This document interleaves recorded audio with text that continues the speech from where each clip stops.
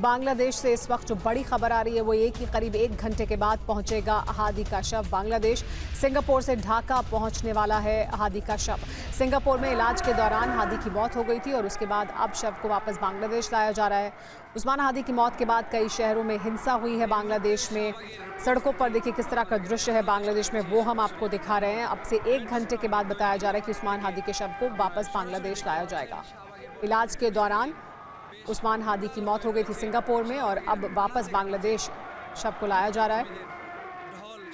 लेकिन बांग्लादेश में कानून व्यवस्था पर बड़े सवाल उठ रहे हैं। तस्वीर देखिए जहां पर भीड़ बड़ी संख्या में इकट्ठा है और सिर्फ ढाका ही नहीं, बांग्लादेश के कई शहरों में हिंसा हुई है, उसकी जानकारी भी आ रही है। और हादी का शव आने से पहले बेकाबू हो गया बांग्लादेश। ढाका की सड़कों पर इस वक्त लाखों की भीड़ दिख रही है। वो विजुअल हम आपको लगातार दिखा रहे हैं। भारत के खिलाफ जिहादियों की नारेबाजी वहां पर हो रही है।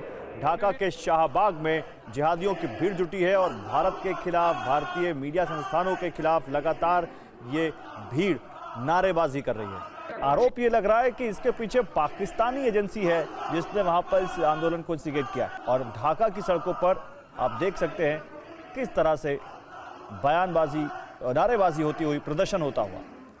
लाखों की भीड़ में वहां लोग जुटे हुए। और जुमे के बाद ढाका में जुटे हजारों लोग। बैतुल मुकर्रम में जुमे के बाद ये प्रोटेस्ट हुआ है और उस्मान हादी की मौत के खिलाफ उतरे हैं जिहादी। बांग्लादेश सरकार ने शांति की अपील की है। ये आपको तस्वीरें हम दिखा रहे हैं। दरअसल जो शनिवार को हिंसा हुई उसके बाद ये हालात और ज़्यादा गहराते नजर आ रहे हैं। और अब देखिए किस तरह से पूरा मसला 1 हफ्ते में काफ़ी बढ़ गया है। जुमे के बाद ढाका में जुटे हैं हजारों लोग। 3 तस्वीरें आपको हम दिखा रहे हैं अलग अलग हिस्सों से। सिंगापुर से ढाका पहुंचेगा उस्मान हादी का शव और उससे पहले किस तरह ये तस्वीरें ढाका के अलग अलग हिस्सों से सामने आ रही है। बैतुल मुकर्रम में जुमे के बाद प्रदर्शन हुआ है। उस्मान हादी की मौत के खिलाफ उतर गए हैं ये सारे जिहादी और बांग्लादेश सरकार ने इस दरमियान शांति की अपील की है।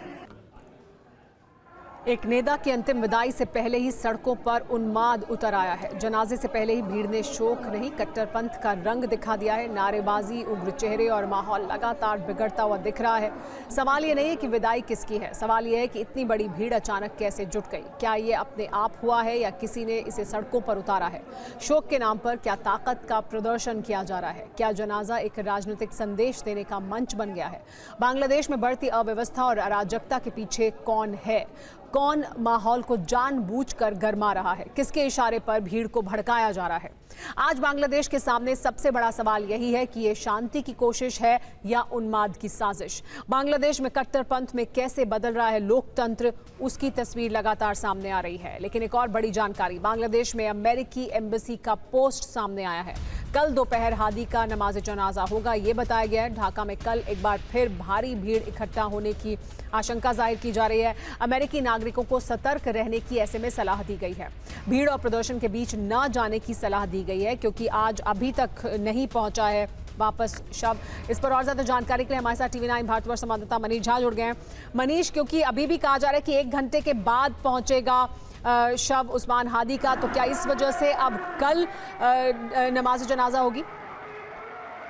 बिल्कुल, देखिए सबसे बड़ी बात तो ये है कि मैं ये सोच रहा हूँ कि क्या उस्मान हादी इतने बड़े नेता थे जिसके लिए अमेरिकन एम्बेसी ने एक नहीं बल्कि 2 पोस्ट जैसे उसके लिए लिखा है और उसमें बड़े विस्तार से उस्मान हादी के बॉडी के आने और उसके नमाज जनाजा के लिए जैसे पूरी डिटेल दी गई है।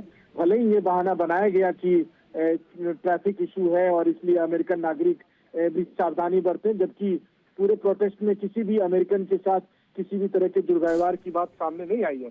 तो जाहिर है कि बड़ा है और इसमें अमेरिकन एम्बेसी के 2 पोस्ट इस पर सवालिया निशान उठते हैं कि अमेरिकन एम्बेसी का इंटेंशन क्या है और कहीं ऐसा तो नहीं कि जो आरोप लगातार लग रहे हैं कि अमेरिकन डीप स्टेट का इन्वॉल्वमेंट है, तो अमेरिकन एम्बेसी लगातार मॉनिटरिंग कर रही है और बहुत कुछ वहां से भी रचा जा रहा है। लेकिन हाँ, एक बात जरूर सबको ध्यान रखना होगा कि दंगाइयों का निशाना इंडियन हाई कमीशन है।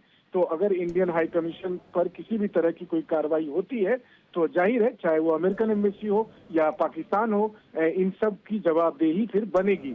दूसरी बात है कि जहां तक उस्मान हादी के बॉडी के अंतिम संस्कार का सवाल है, तो इसे भी एक इवेंट के तौर पर प्रायोजित किया जा रहा है ताकि जिसे अब तक यूनुस सरकार फ्रिंज एलिमेंट कह रही थी, उन सबको एकजुट किया जाए, उनके इमोशंस का यूज किया जाए और फिर उसे एंटी इंडिया नैरेटिव के तौर पर इस्तेमाल किया जा सके। सुमेरा, बहुत शुक्रिया मनीष इस तमाम जानकारी के लिए।